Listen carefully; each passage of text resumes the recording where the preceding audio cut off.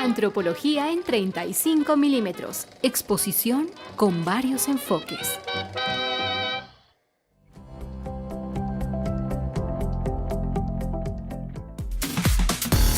Ahora Flaxo Radio transmite 24 horas en audio HD alta definición a través del sistema de codificación AAC+.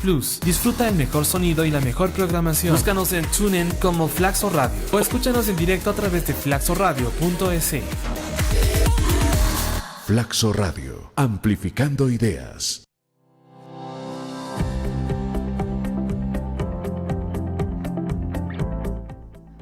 Buenas tardes, bienvenidas, bienvenidos. Qué gusto estar una vez más en la compañía de la grata audiencia de Flaxo Radio.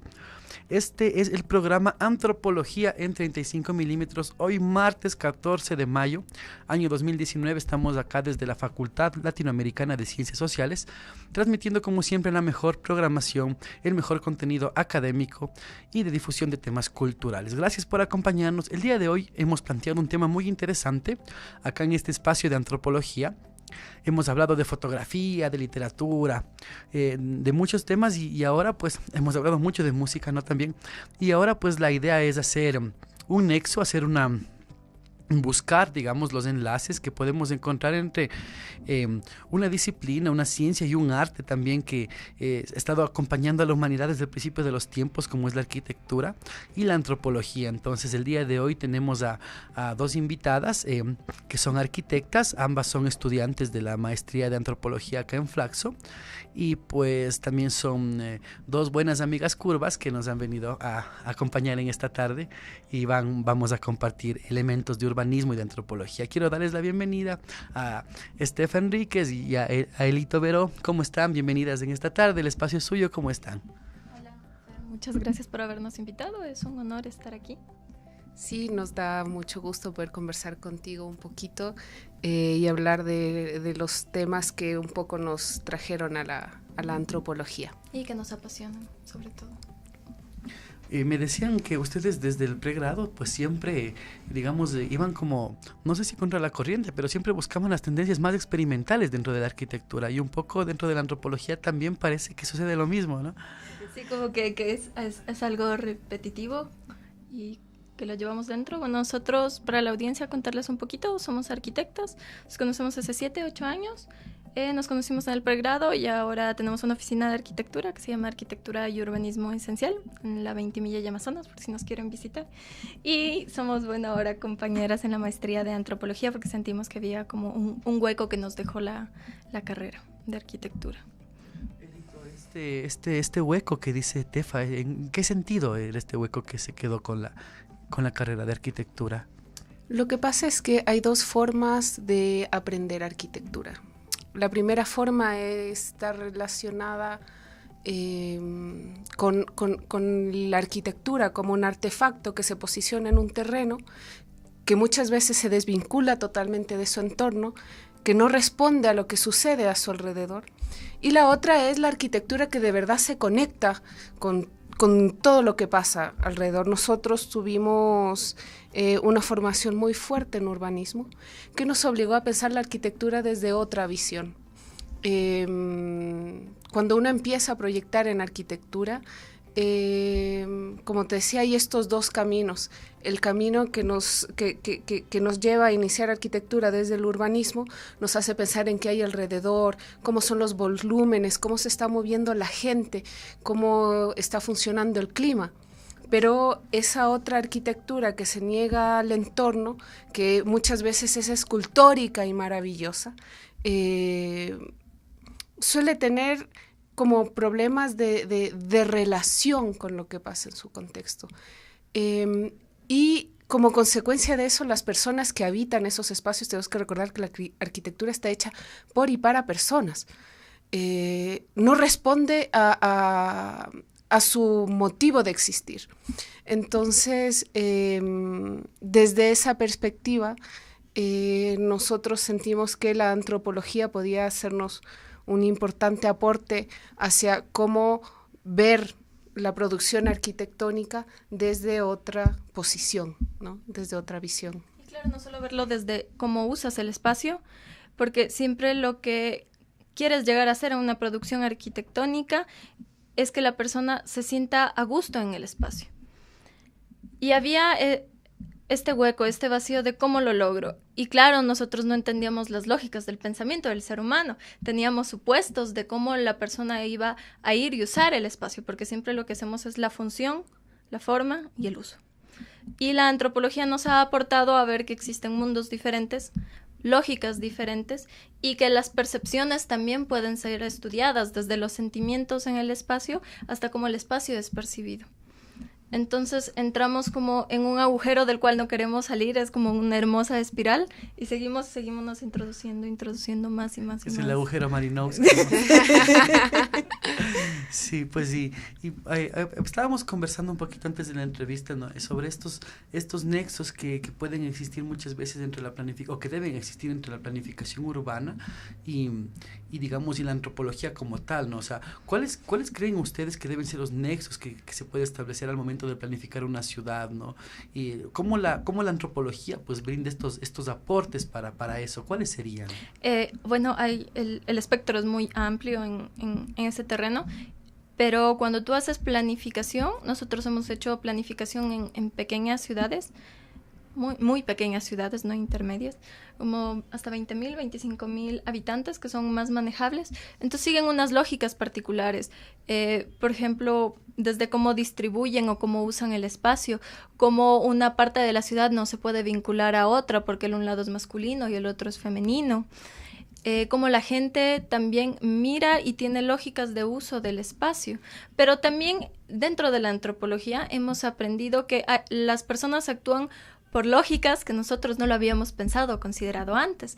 En un texto muy interesante que leímos en el dossier de antropología urbana, vimos que cuando a las personas tú haces un proyecto, una ciudad devastada, habían varios ejemplos, y en estas ciudades devastadas, solo una, y la que tuvo mayor índices de éxito, fue la que se implantó nuevamente la ciudad en el lugar donde fue devastado, y no se lo desvinculó del entorno, ni de las personas en las cuales habían creado sus relaciones sociales.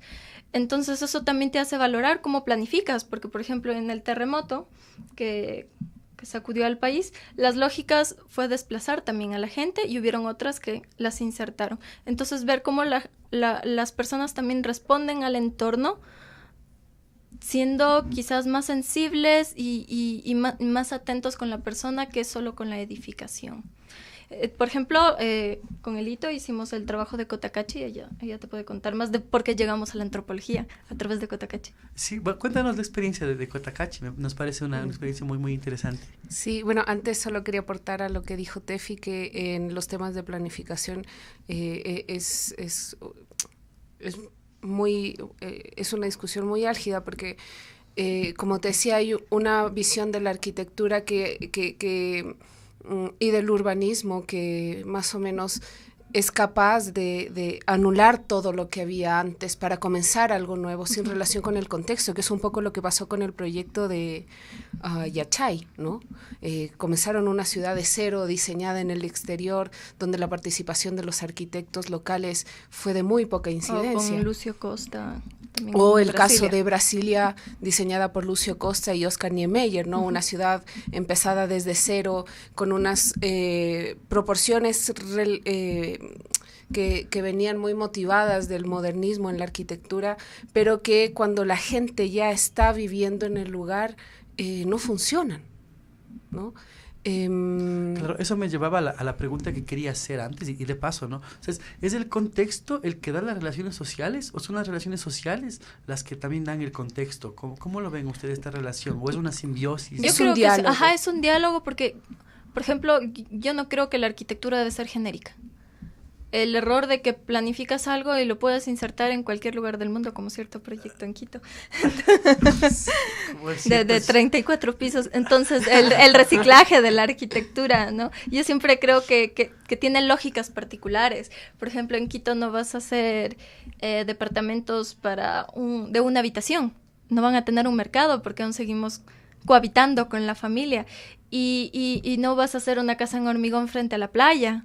Entonces siempre está relacionado a un contexto y a las personas. Y cómo las personas también usan el espacio. Por ejemplo, no les vas a hacer en el oriente una casa con el baño dentro. O sea, hay muchas lógicas en el uso. Eso es desde la arquitectura en el uso. Pero luego tienes la otra lógica desde la antropología como... Claro, como yo creo que uno de los grandes aportes de la antropología es que a la arquitectura es que uno tiene una visión desde la cultura de uno de cómo las cosas deben funcionar. Nosotros, citadinos de Quito, pensamos que el baño sí tiene que estar dentro de la casa porque así nos hemos criado, así que... Pero cuando trabajamos para otras personas, tenemos que parar y detenernos y ver cómo esas personas funcionan. Por ejemplo, no es lo mismo diseñar una casa para una persona en la costa, en Guayaquil, por ejemplo, que para una persona en la sierra. Para la persona en la costa, la cocina y el comedor son espacios muy importantes. Para la persona en la sierra es la sala. La persona serrana, por ejemplo, tiende a generar un poco más de distancia entre su espacio íntimo y el espacio social. ¿No? Y también me gustaría aportar para los que nos escuchan que existe una diferencia cuando vamos al mercado, porque el mercado es lo que nos ofrecen, ¿no? Un edificio que tiene muchos departamentos y me quiero comprar una vivienda, voy y me compro una vivienda por $100,000. El costo de esa vivienda es 30% más para lo que lo tengan en mente. Entonces, ese es el rango de ganancia que tiene el promotor y el constructor. Pero ese espacio es un espacio genérico que está hecho por el mercado para que cualquiera lo puede usar, y cuando tú vas y buscas un arquitecto va a ser una obra de autor y vas a disfrutar más los espacios que cuando accedes a las lógicas del mercado, que es lo que estamos acostumbrados en las grandes urbes. Pero volviendo a Cotacachi, lo que te íbamos a contar en un ratito. Era que justo cuando nosotros iniciamos el proceso de diagnóstico de Cotacachi, uno parte desde esta idea de cómo las cosas funcionan, de lo que se ha aprendido en la academia. Pero en ese proceso de investigación, de conversar con la gente, descubrimos que habían unas lógicas locales que debían ser respetadas y ser consideradas en el proceso de proyección. Entonces, cuando nosotros descubrimos este factor cultural en Cotacachi, nos llevó a modificar el proyecto y realmente se embocó en la aceptación de la gente de cómo se había planificado una nueva zona que para ellos no debía funcionar como una extensión de una de dos parroquias que se estaban conurbando, sino que se tenía que proyectar como algo nuevo, ¿no? Y de eso dependió la aceptación de la gente. Claro, porque seguían la lógica de lo masculino, Quiroga, y Cotacachi femenino, Quiroga masculino. Un poco este diálogo andino que siempre hay entre lo masculino y lo femenino. Entonces decían que nunca podían unirse y la ciudad ya te hablaba de que se iba a unir en un gran centro, ¿no? Porque Cotacachi es como a este lado y Quiroga de este lado. Y había una gran zona donde íbamos a crear una nueva centralidad, nuevos espacios y donde se va a poblar, porque ya Cotacachi necesita un nuevo lugar donde expandirse. Entonces, en lugar de expandirse a las periferias, como ya estaba conurbado, se podía unir. Y ahí hicimos todo el plan, pero fue por la aceptación de las personas y también porque hablamos con el antropólogo y el historiador de la ciudad que nos ayudaron a entender las lógicas, porque en los textos y desde la planificación no aparecían en nuestras búsquedas estas lógicas, pero cuando hablamos con las personas sí. Qué interesante. Y hablando de las personas y su relación con el espacio y un poco relacionándolo con el giro ontológico que también conversábamos hace un momento, digamos, también las personas se relacionan con el espacio, pero también el espacio se relaciona con las personas y también los objetos se relacionan con el espacio y el espacio con los objetos y los objetos dialogan también entre sí, ¿no? Entonces, un poquito, ¿cómo es esta lógica desde la arquitectura, desde la antropología? Bueno, desde la arquitectura lo que tú haces es crear espacios vacíos, haces contenedores, lo que va a contener un espacio. Creamos este edificio que es un gran contenedor donde va a haber personas, pero siempre lo vemos como un artefacto, como una creación, como algo que está... Siempre en la arquitectura pretendemos crear algo que creemos que va a fascinar al cliente o a la persona que va a vivir ahí y se va a enamorar y que va a ser escultórico y que va a ser bello y va a ser funcional y la persona va a crear un vínculo con ese espacio y lamentablemente no es así. Puede ser así si haces una arquitectura de autor, si sigues a unas lógicas del mercado, quizás es más difícil, pero cuando nos hemos metido en estas teorías, entonces tú encuentras frases como los espacios son lugares practicados, de Michel Desserteau, y te maravillas porque, claro, cuando yo no estoy en el espacio no existe, pero solo cuando estoy en el espacio existe. O con Marc Aullier, ¿no? Del lugar y el no lugar, y te hace repensar qué espacios estamos creando en las ciudades y para qué y por qué y cuáles son las lógicas, y ahora por qué los espacios son cada vez... Tengo que acceder con un pago para ir a un espacio público y no lo puedo visitar por el simple hecho de ser público. Ya los espacios están siendo restringidos. Entonces es un interesante aporte. Y en el giro ontológico, ver los espacios como algo más, ver ese vínculo entre la persona y el espacio, y no solo percibirlo como ese gran vacío que en la arquitectura queremos crear. No, yo creo que desde la disciplina de la arquitectura, nosotros la verdad es que no hemos logrado desvincularnos de la arquitectura en el estudio antropológico, más bien creo que nuestra búsqueda... ¿Para qué desvincularse, no? Sí, nuestra idea más bien es construir algo más holístico con las dos disciplinas. Es entender que la arquitectura sí son... si bien no modifican toda la vida, sí generan transformaciones en las personas, ¿no? Por ejemplo, habitar en una casa sin luz, sin sol, donde no circula el viento, las personas se van a terminar enfermando, ¿no? Y eso está pasando en muchas de las edificaciones que se están lanzando ahora. Aparte que son edificaciones que no tienen ninguna identidad. Ese es otro tema muy interesante. La creación de identidad y de imagen de la ciudad. Es como Renkuljas tiene este texto que es la ciudad genérica, cómo vamos creando la arquitectura que no es de autor, la arquitectura del capital, y todos los edificios son iguales, todos los espacios son iguales. Entonces ya no te enamoras de la ciudad porque las ciudades se van volviendo genéricas, y el paseo, el caminar, el ir a recorrer un parque, ya no hay un disfrute que había. Claro, un poco esta ciudad de afectos con las cosas y con las personas va pasando más a una ciudad de anonimatos, ¿no? Sí, ya no tienes un vínculo con los espacios. Por ejemplo, yo visito espacios de la niñez y yo siento nostalgia, siento amor. Hace algunos años pasé con Elo por una casa que fue mía en el centro histórico, vi que habían botado una palmera, me puse a llorar porque era mi espacio, era mi patio de la niñez. Entonces, ¿Y te falla son tu los espacio vínculos. o tu lugar? Desde Tin Ingol, aterrizando en la antropología. Desde Tin Ingol era un lugar creado, porque era un lugar visitado, era un lugar frecuentado. Sí, puedes explicarnos un poquito, igual para la audiencia, desde Tin Ingol, la idea del lugar. Claro, para Tin Ingol el espacio es la abstracción de un todo. Entonces, por ejemplo, la ciudad, el país o el planeta es un espacio. Y cuando vamos bajando la escala a lo más pequeñito, vamos construyendo lugares. Pero los lugares solo se crean a partir de la presencia del ser humano. Cuando una persona, por ejemplo, todos dejamos esta cabina, esto deja de ser un lugar y se convierte en un espacio. Y la unión de los lugares nos crean nodos. Y los nodos están formados también por caminos. Entonces, en nuestro día a día y en nuestra vida, vamos formando esos pequeños lugares donde vamos también formando como nuestra identidad. Y nuestros sentimientos y nuestros afectos y los lugares que se van cruzando y que van formando nuestra existencia. Porque cuando uno, por ejemplo, ve la literatura, ve que añora esos espacios, ¿no?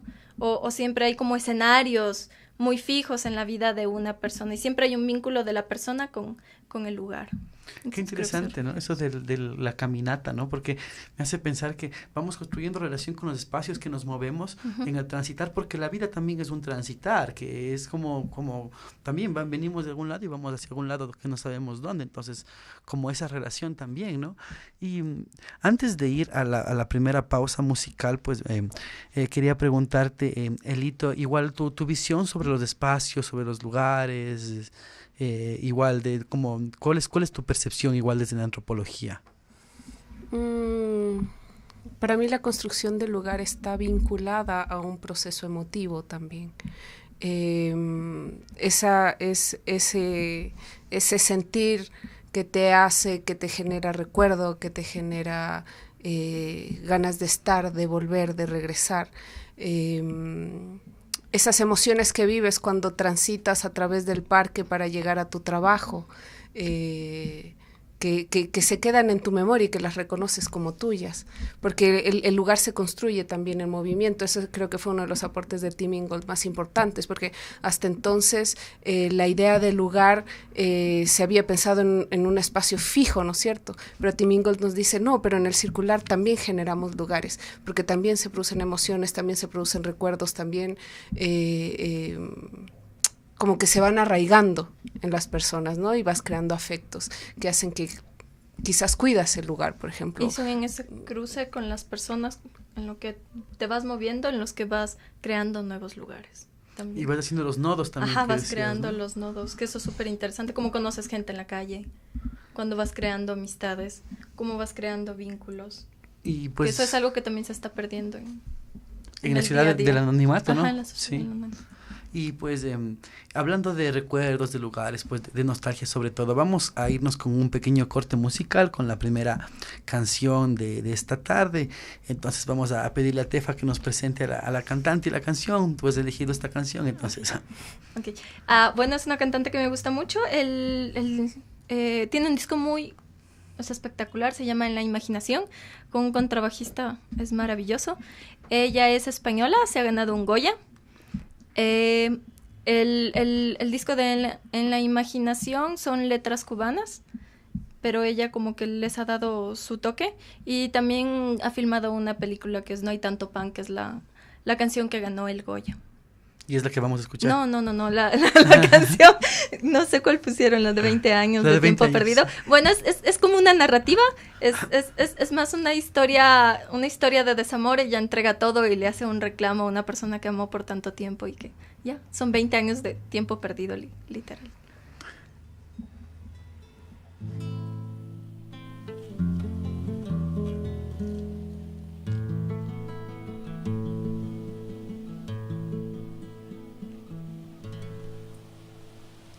¿Qué te importa que te ame si tú no me quieres ya?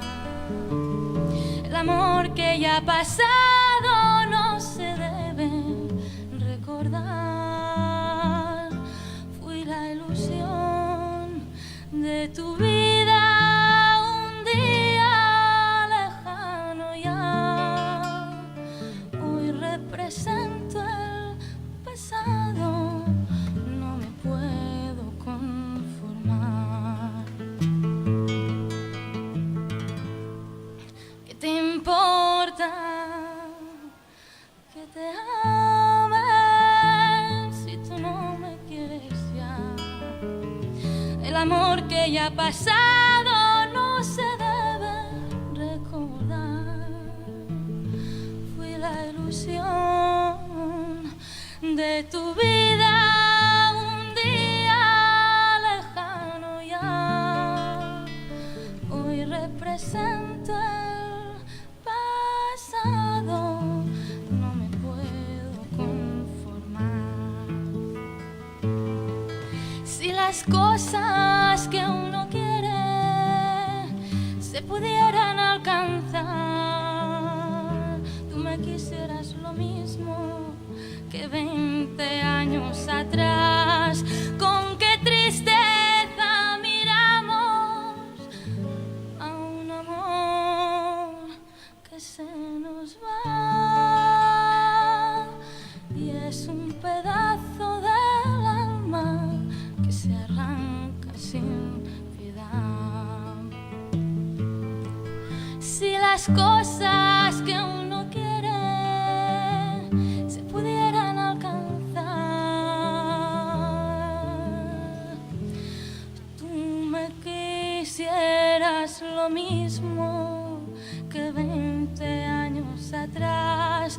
Con qué tristeza miramos a un amor que se nos va, y es un pedazo del alma que se arranca sin piedad. Y es un pedazo del alma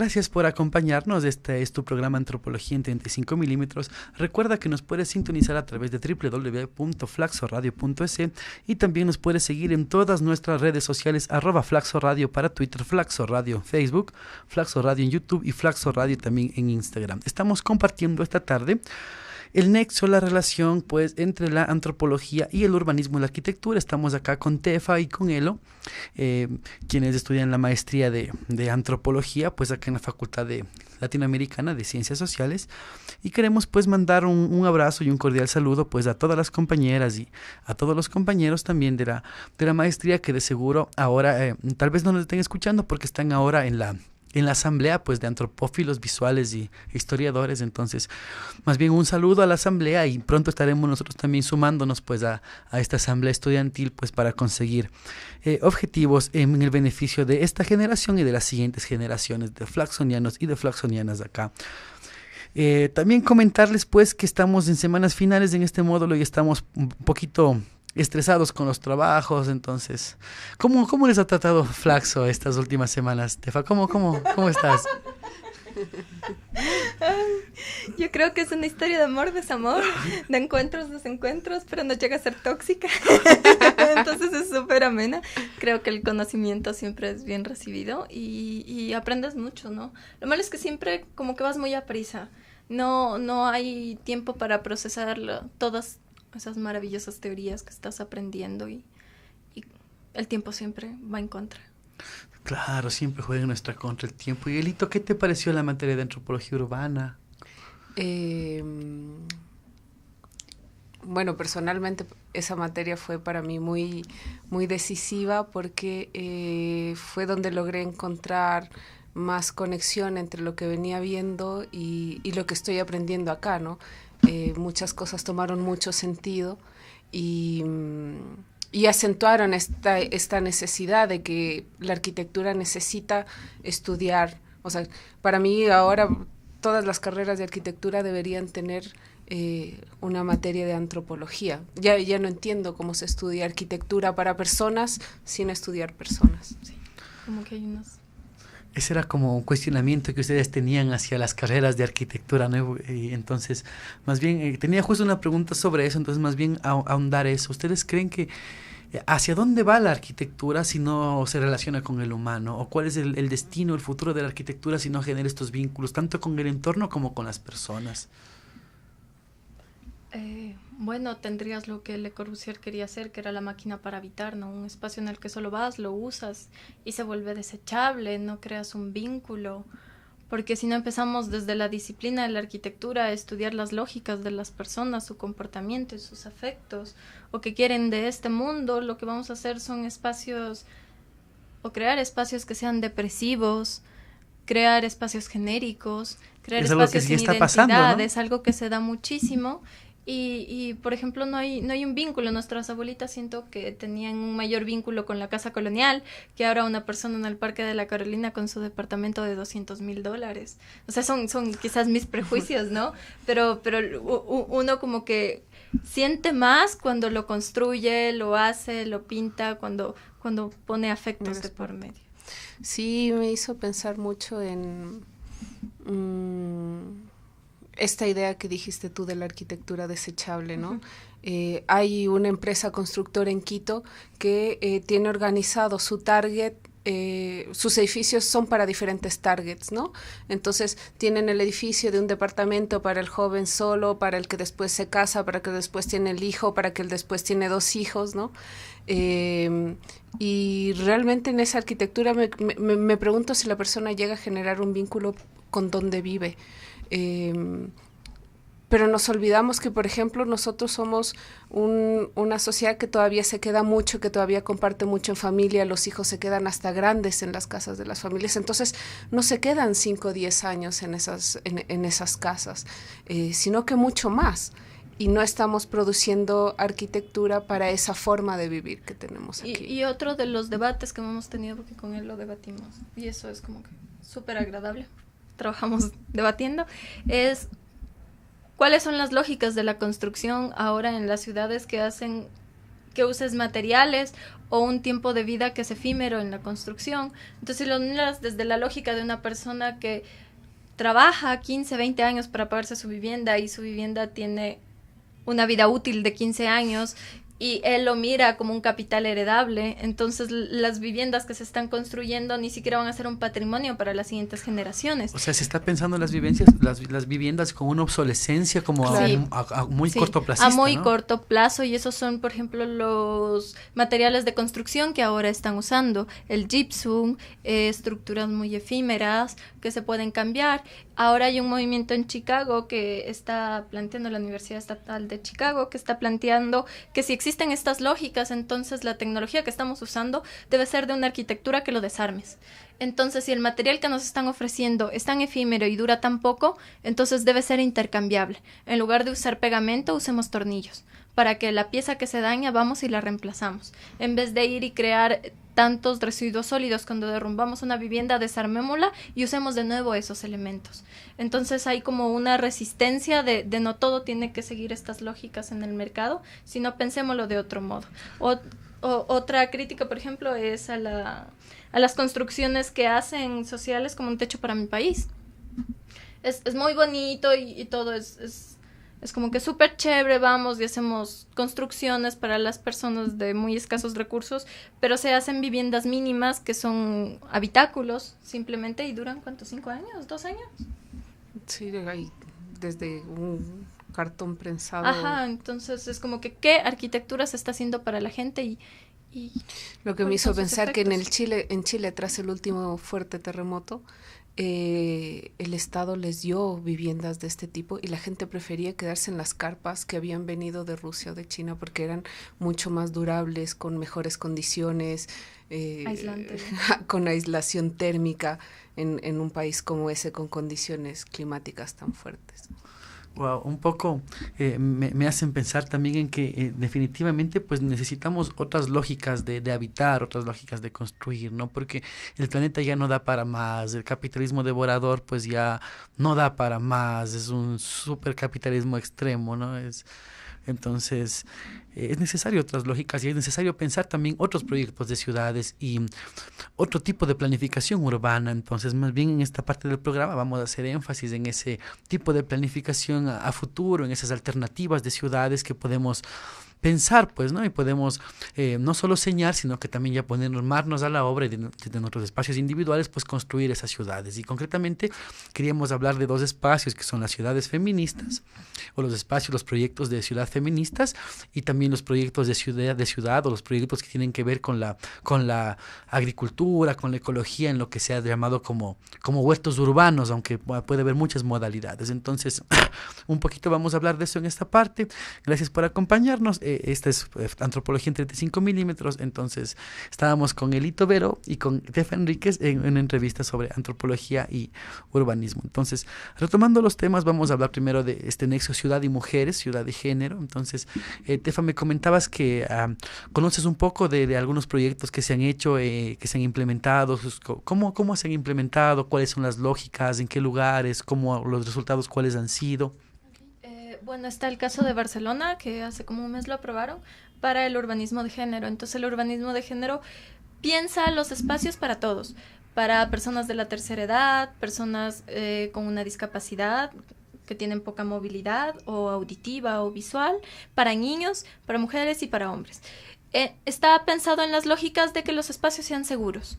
Uno puede transitar por una calle y, por ejemplo, en la noche un espacio está oscuro. Entonces, el urbanismo de género piensa que todos estos lugares son diagnosticados y mejorados. Por ejemplo, tienen mejor luz, son más iluminados. O la calle no es transitable para todas las personas, se mejoran las superficies de la calle. Los parques que sean más inclusivos. Entonces, es como una búsqueda de mejorar la ciudad y no hacer rajatabla con la ciudad, sino incluir a todos los personajes para que se sientan seguros, porque la lógica es que te sientas seguro en el espacio y no sientas que el espacio te ataca a ti en el urbanismo de género. ¿Y con ciudades feministas? ¿Esto tiene que ver con ciudades feministas? ¿Ha habido proyectos como de ciudades feministas concretamente? ¿Conoces alguna cuestión? No, la verdad es más como que de género. Entonces están involucrados todos los sectores, pero sí hacen un énfasis como en las mujeres, en el caminar de las mujeres. Las mujeres que transitamos en Quito sabremos que no es tan fácil ir con tacones 2-3 cuadras, porque existen millones de baches, entonces está pensado en que tengas una movilidad, pero si lo piensas desde esas lógicas, también sirven para personas que, por ejemplo, tienen dificultad con la vista o dificultad con la movilidad. Entonces siento que es más para todos, sí puede haber unas luchas que sea para las mujeres, pero a la final es para todos, que eso es lo importante. Uh-huh. Y en cuanto a digamos, a practicar agricultura, practicar cultivos en casas, también es algo que es una alternativa también, pues, para, no sé, pues, para combatir el sistema mundo, no sé cómo llamarlo. Entonces, Elito, entiendo que te interesa un poquito este tema también, parece que vas a trabajarlo en tu tema de tesis. Uh-huh. Sí, el tema de los huertos urbanos es súper interesante. Los huertos urbanos comienzan a aparecer en las ciudades con mucha fuerza en la época industrial, cuando se necesitaba proporcionar a los trabajadores un espacio de subsistencia que curiosamente era muy limitado porque no podía dárseles demasiada autonomía a los trabajadores a través de su alimentación en los huertos urbanos.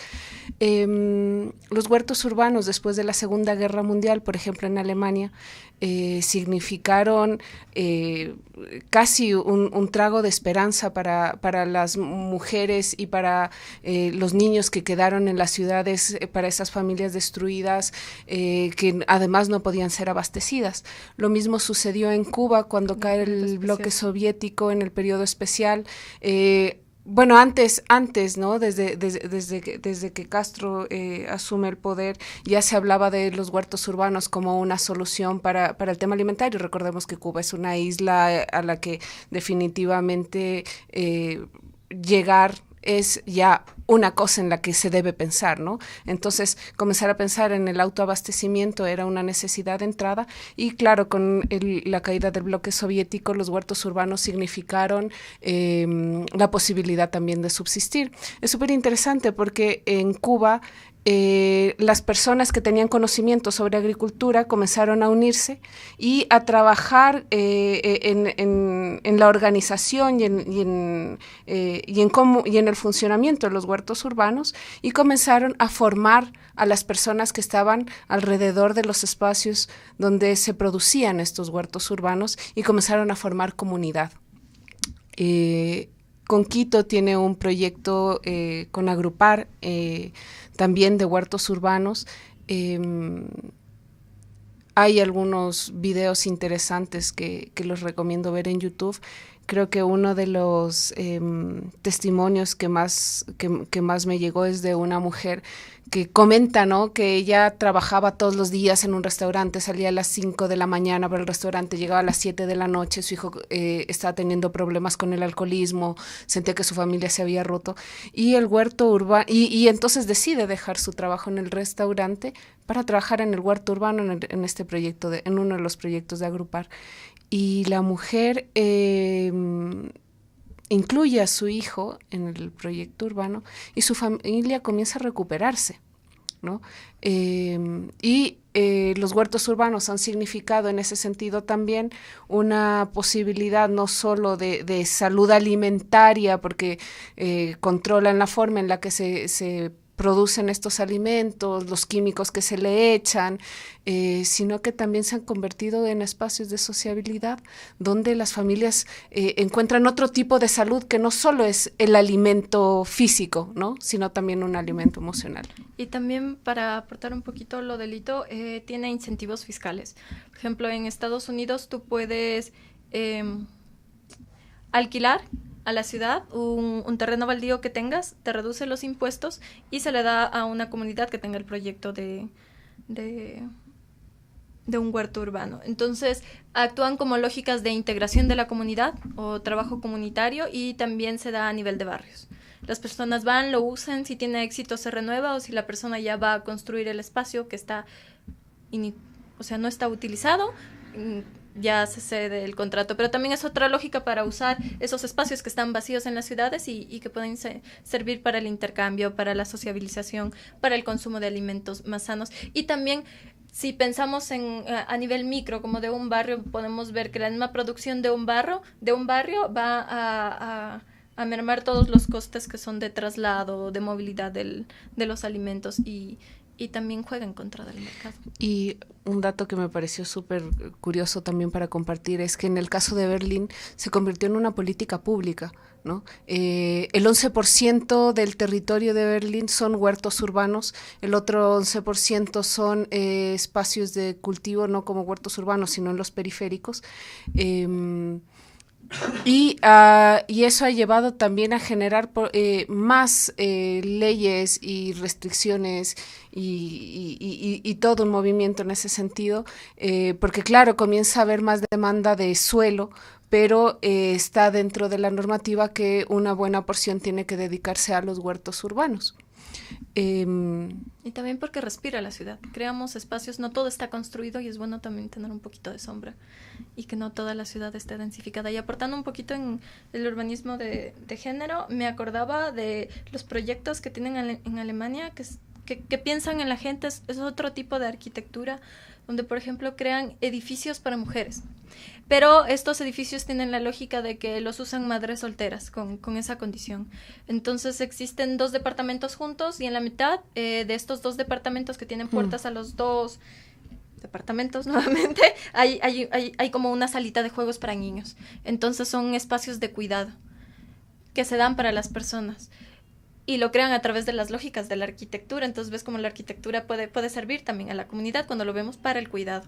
Y también pensando en ahora la discusión que están de los baños neutros, ¿no? Que no son ni para hombres ni para mujeres y que se están mapificando en la ciudad para las personas trans que se sientan más seguras porque han tenido casos de que les han agredido y todas esas cosas. Ahora es como que un tema candente. Qué bueno que haya disputas, ¿no? Y tensiones en la arquitectura en torno a mejorar la seguridad y la calidad de vida pues de las personas que a diario convivimos con estos espacios de cemento que a veces son tan agresivos para nosotros y no nos ofrecen pues casi nada de protección. Y las últimas cosas que comentábamos pues me hacían pensar en que esto de los huertos urbanos tampoco es ninguna novedad acá ni en Quito, ni en Latinoamérica, ni en Ecuador, ¿no? Porque venimos de una cultura mestiza de personas que trabajaron en el campo, y hablo tanto de los pueblos autóctonos como de los españoles también, y entonces son cosas que nos marcan como, no sé, como individuos y que están muy presentes, que no están alejadas de las dinámicas cotidianas, porque yo pienso en mi abuelita que tuvo huerto toda la vida, en mi casa con huerto, ¿no? Y también que la mayoría de gente pues sí tiene esta necesidad de vincularse a veces aunque no tenga espacios verdes grandes, pues tener una planta, tener una maceta, un cactus, esta comunicación humano con el ecosistema que siempre es necesaria, ¿no? Y como también desde la arquitectura podemos hacer estos aportes, ¿no? ¿Quisieran comentar algo más al respecto? Yo tengo una anécdota de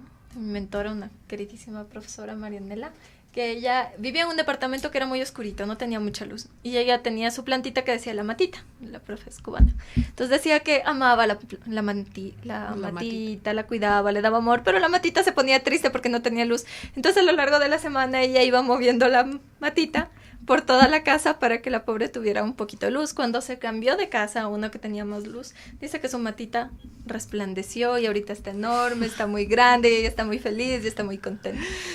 Y eso me hizo acuerdo también, en el Japón hay una práctica muy particular con las plantas, y es que las personas tienen una planta a su cuidado y tiene el papel, el único papel de mantener a las personas vinculadas con la idea de lo transitoria que es la vida, ¿no? De que la planta se muere, se le caen las hojas, de que no somos máquinas funcionando en un sistema, ¿no? Y creo que esa relación con la naturaleza es necesaria, nos mantiene humanos. Y también hay proyectos que están vinculando a las personas con el campo y con la producción de la comida. Hay un proyecto de Rodkin que él hizo como un Supermaxi en México DF. Y ellos en México DF notaron que los niños de preescolar o los niños de la escuela pensaban que las frutas, la leche y la carne venían del supermercado y no venían del campo o de una producción, y lo que hicieron fue crear en la terraza una zona de cultivo que reducía los costos de transporte y también tenían esta lógica de que los niños retomen esa relación, claro, con la naturaleza. Y hacía que el mismo público vaya, en vez de ir al supermercado y de cogerlo, ibas y lo cosechabas en la terraza y luego bajabas y lo pagabas. Y muchos de mis amigos y amigas también tienen buenas relaciones con plantitas, con Juanitas, ¿no? Por ahí. Entonces, sí, un saludo para todos sí. los amigos, las amigas también, 420, que nos escuchan en esta tarde. Estamos llegando al final de nuestro programa. Me encantó la parte que, Lito, decías que no somos máquinas, que funcionamos para el sistema. Y por fortuna aún creamos y aún tenemos música, aún tenemos poesía. Y entonces también quiero pedirte, Lito, que en esta tarde que nos compartas un poema, que nosotros sabemos cuál es, y que es un poema que está dedicado pues a los compas y las compañeras de la maestría de antropología y también de antropología visual. Y los historiadores también, todos somos del mismo departamento. Entonces es un poema muy bonito que él pues nos va a compartir en esta tarde. Está Delito buscando el poema, creo que la sorprendí. Sí, un poquito. Bueno, estoy entrando al poema. Este poema está escrito por Jesús Lizano, un poeta español fallecido hace muy poco, que personalmente amo profundamente, y a todas las sensibilidades les invito a leerlo un poquito más. Este poema se llama Personas Curvas, con mucho cariño para todos. Mi madre decía, me gustan las personas rectas. A mí me gustan las personas curvas. Las ideas curvas porque el mundo es curvo y la tierra es curva, el movimiento es curvo. Y me gustan las curvas y los pechos curvos y los culos curvos, los sentimientos curvos, la ebriedad curva, las palabras curvas, el amor es curvo, el vientre es curvo, lo diverso es curvo. A mí me gustan los mundos curvos. El mar es curvo, la risa es curva, la alegría es curva, el dolor es curvo, las uvas curvas, las naranjas curvas, los labios curvos, los sueños curvos, los paraísos curvos. No hay otros paraísos. A mí me gusta la anarquía curva, el día es curvo y la noche es curva, la aventura es curva. Y no me gustan las personas rectas, el mundo recto, las ideas rectas. A mí me gustan las manos curvas, los poemas curvos, las horas curvas. Contemplar es curvo. En las que puedes contemplar las curvas y conocer la tierra, los instrumentos curvos, no los cuchillos, no las leyes. No me gustan las leyes porque son rectas. No me gustan las cosas rectas, los suspiros curvos, los besos curvos. Las caricias curvas y la paciencia es curva. El pan es curvo y la metralla es recta. No me gustan las cosas rectas ni la línea recta. Se pierden todas las líneas rectas. No me gusta la muerte porque es recta. Es la cosa más recta, lo escondido detrás de las cosas rectas. Ni los maestros rectos ni las maestras rectas. A mí me gustan los maestros curvos, las maestras curvas. No los dioses rectos, libérennos los dioses curvos de los dioses rectos. El baño es curvo, la verdad es curva, y no resisto las verdades rectas. Vivir es curvo, la poesía es curva, el corazón es curvo. A mí me gustan las personas curvas, y huyo. Es la peste de las personas rectas. Wow. Wow, gracias, Delito, por ese poema de Jesús Lizano. Vamos a huir de las personas rectas y de los maestros rectos en esta tarde. Estamos despidiendo el programa. Gracias por acompañarnos. Tenemos una canción para el final que otra vez, Delito, eres la encargada de presentar. Te has robado el protagonismo en el programa esta tarde.